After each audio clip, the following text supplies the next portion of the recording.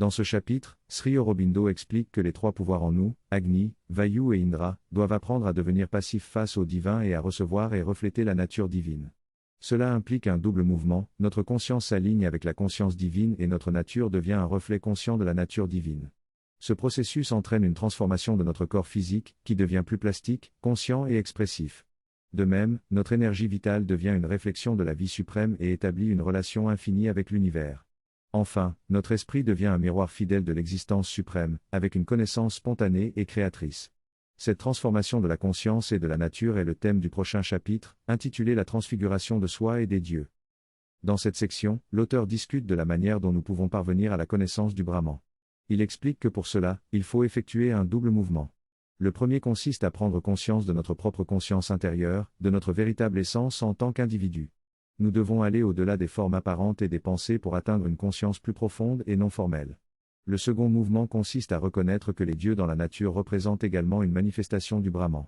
Les dieux représentent les puissances cosmiques qui opèrent dans l'univers. Ainsi, en comprenant la nature des dieux et leur relation avec le Brahman, nous pouvons mieux appréhender le Brahman lui-même. L'auteur souligne également l'importance de ces deux étapes pour parvenir à la connaissance du Brahman. Il explique que le premier mouvement, qui consiste à se reconnecter à notre conscience intérieure, nous permet de dépasser l'esprit limité et d'ouvrir la voie à une conscience plus profonde qui peut comprendre le Brahman. Par conséquent, il est nécessaire de réaliser cette première étape avant de pouvoir atteindre la connaissance du Brahman lui-même. En outre, l'auteur mentionne que cette connaissance du Brahman a une dimension pratique. Il affirme que les dieux, en tant que puissance cosmique, ont un rôle à jouer dans notre compréhension et notre connexion avec le Brahman. Nous devons reconnaître que les dieux sont des forces fonctionnant à la fois à l'intérieur de nous et à l'extérieur, et qu'ils sont également en relation avec le Brahman. Cette compréhension permet de développer nos propres pouvoirs et capacités pour agir au-delà de nos sens physiques, en utilisant le pouvoir commun et identique qui réside en nous et dans le cosmos. En résumé, la connaissance du Brahman implique un double mouvement consistant à se reconnecter à notre conscience intérieure et à reconnaître la relation entre les dieux cosmiques et le Brahman. Ce processus nous permet de comprendre et d'expérimenter le Brahman de manière pratique, tout en développant nos propres pouvoirs et capacités. Dans cette discussion, l'auteur souligne la différence entre la façon dont notre esprit moderne perçoit les facultés mentales et la façon dont les anciens védiques les concevaient. Selon l'auteur, nous avons été conditionnés depuis l'enfance à considérer ces facultés comme des fonctions énergétiques presque mécaniques et inconscientes, alors qu'en réalité elles sont des pouvoirs conscients. Par exemple, l'intelligence n'est pas seulement le résultat d'un fonctionnement cérébral plus efficace, mais c'est aussi un pouvoir préexistant et cosmique qui se manifeste à travers nous. De la même manière, nos émotions, nos énergies vitales et nos sens sont également des pouvoirs conscients qui peuvent être nourris et intensifiés en entrant en relation avec eux. En prenant plaisir à l'existence divine à travers nos facultés mentales, émotionnelles et sensorielles, nous nourrissons et amplifions ces pouvoirs. De plus, en réalisant que ces facultés sont en réalité des réalités divines, nous les enrichissons et les amplifions encore plus car elles se connectent à leur source divine. Toutes ces facultés sont des manifestations des dieux et travaillent à travers nous, mais elles doivent aussi être conscientes de quelque chose de plus grand qui les gouverne. Le désir d'un enfant de connaître et d'explorer découle de cette impulsion divine qui pousse à grandir et à évoluer. En tant qu'adulte, il est important de retrouver cette fraîcheur et cet effort pour dépasser nos limites afin de nourrir et d'amplifier nos facultés. Le texte parle de l'importance de grandir et d'évoluer en laissant derrière soi les fausses idées et les formes qui déçoivent. Il explique que l'évolution se distingue de la croissance par l'élargissement de la conscience, l'augmentation du pouvoir, de la joie et des capacités. Il mentionne également l'importance de se débarrasser de l'idée fausse d'une action indépendante et d'un ordre de soi, qui est un égoïsme de l'esprit, de la vie et des sens. Il souligne que la croissance nécessite de laisser derrière soi ces fausses idées afin de pouvoir grandir et avancer. Ce texte parle de la notion du désir et de la liberté de choix. L'auteur remet en question l'idée que nous choisissons nos désirs, affirmant que les désirs viennent de l'intérieur de nous-mêmes et ne sont pas choisis consciemment. Les adolescents sont particulièrement vulnérables aux désirs incontrôlables et deviennent esclaves de leurs désirs, renonçant aux règles externes. L'auteur souligne que même lorsque nous acquérons une certaine liberté en limitant nos désirs, nous sommes encore prisonniers de notre caractère vertueux. Il remet également en question l'idée de libre arbitre, en expliquant que nos choix sont déterminés par des processus inconscients dans notre cerveau. L'auteur suggère que derrière nos actions et notre développement personnel, il y a une conscience plus profonde et universelle. Il souligne que l'idée que nous sommes les faiseurs de nos propres actions est en réalité une illusion, car nous ne faisons que lever les obstacles pour permettre aux choses de se produire plus facilement. L'auteur conclut en disant que notre ego est un obstacle à notre véritable nature et que la vraie guérison et le véritable développement proviennent de quelque chose qui se trouve au-delà de notre conscience individuelle. Lorsque nous sortons de la personnalité et laissons l'intelligence universelle agir à travers nous, nous observons que nous agissons souvent avec une plus grande capacité et intelligence. En enlevant les limitations imposées par l'ego, il y a une transmission plus fluide et libre de connaissances plus profondes, d'inspiration et de capacité. Cela se manifeste dans notre propre vie parfois, notamment lorsque nous sommes dans la zone. Dans cet état, les choses se passent sans effort, de manière fluide. Lorsque nous sommes hors de la zone, nous luttons pour obtenir des résultats. La différence entre ces deux états de conscience est évidente.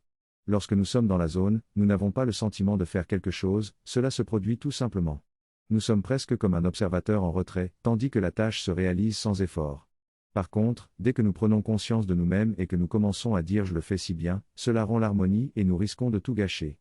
Il suffit de regarder les enfants ou de faire un simple exercice de porter un bol d'eau sans en renverser une goutte pour comprendre cela. Initialement, nous sommes concentrés et tout se passe bien, mais dès que nous devenons conscients de nos mouvements, nous perdons l'alignement et gâchons tout. Cela montre comment la conscience de l'ego peut entraver le bon fonctionnement naturel des choses. De nombreux experts, qu'il s'agisse de gymnastes ou de personnes douées dans leur domaine, connaissent cet état d'être dans la zone. Ils ont le sentiment de ne pas faire eux-mêmes, mais d'être simplement des observateurs de leurs actions. Lorsque l'alignement est complet, ils n'ont même pas besoin d'être conscients de leurs mains, ils peuvent se regarder dans un miroir ou même les yeux fermés et réussir car une autre forme d'intelligence travaille à travers eux. Tous nos efforts conscients ne font que perturber ce fonctionnement naturel. Ainsi, l'apprentissage et le développement d'une compétence consistent en réalité à enlever les obstacles pour permettre à notre connaissance, capacité et intelligence innée de s'exprimer. En comprenant cela, les méthodes d'entraînement peuvent être modifiées pour capturer ce principe, ce qui permet de maîtriser une compétence en quelques semaines ou mois au lieu de plusieurs années. Il est important de comprendre que cette déclaration a de profondes implications et s'applique à tous les aspects de notre vie, même aux plus petits détails.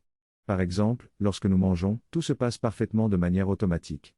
Mais si nous essayons de déplacer consciemment notre langue ou nos dents, quelque chose ne va pas. Cela démontre qu'il existe un pouvoir beaucoup plus grand qui travaille à travers nous et que nous devons devenir consciemment passifs pour laisser place à cette puissance, cette lumière et cette joie qui se trouvent au-delà de nous-mêmes. C'est cette vérité qui doit être appliquée à tous les aspects de notre vie. L'auteur explique que lorsque nous choisissons de devenir passifs, cela fonctionne. Nous découvrons une plus grande puissance, une plus grande lumière et une plus grande joie en étant conscients de quelque chose qui est au-delà de nous-mêmes. Ce processus nécessite de reconnaître trois formes d'égocentrisme, celui de l'esprit, de la vie et des sens. L'égocentrisme de l'esprit est le sentiment d'être celui qui agit, celui qui fait l'effort. L'égocentrisme de la vie est l'idée que nous sommes séparés des objets avec lesquels nous interagissons. Enfin, l'égocentrisme des sens se manifeste par la distance entre l'observateur, percevant quelque chose de séparé de lui-même, et ce qu'il observe. L'auteur affirme que ces formes d'égocentrisme doivent disparaître pour permettre à la puissance, à la lumière et à la joie divine de se refléter en nous et à travers nous. Nous devons devenir passifs et ouverts à cette présence divine, afin de refléter ses pouvoirs en conscience. Lorsque cela se produit, la lumière prend possession de notre esprit, la puissance et la joie de notre vie, et la lumière et l'extase de notre esprit émotionnel et de nos sens. Ces aspects divins remplissent et pénètrent tout en nous, tout en transformant et purifiant notre être. La lumière divine se répand dans tous les aspects de notre vie et de notre environnement. Elle remplit notre être de joie et de pouvoir, transformant notre conscience et notre nature. Cette lumière se manifeste surtout dans l'esprit, où la connaissance est la plus évidente. Mais elle touche également les émotions et les sens, qui sont en contact direct avec notre corps matériel. Ce faisant, cette lumière divine change notre nature et transforme le monde en une nature divine. Cependant, la nature divine ne peut pas être pleinement comprise ou nommée, car elle est au-delà de ce que nous connaissons. Elle est inconnue et inexprimable, bien au-delà de notre compréhension limitée de l'espace et du temps. Dans ce texte, l'auteur explore la capacité de l'inaimable divin à se révéler à travers les pouvoirs présents en nous. Il mentionne que cela représente un accomplissement exceptionnel pour notre révolution intérieure.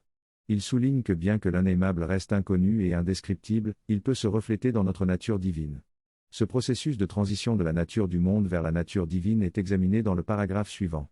L'auteur propose ensuite l'exemple de la mère, qui encourage les étudiants à remplacer l'ambition d'être le premier par la volonté de faire de leur mieux, le désir de succès par la soif de progrès et l'empressement de la renommée par l'aspiration à la perfection. Ce faisant, l'auteur explique que les impulsions et les pouvoirs en nous deviennent conscients du divin et se tournent vers lui. L'auteur conclut en soulignant l'importance de maîtriser le corps et d'atteindre une meilleure vie dans notre quête pour devenir de véritables êtres humains.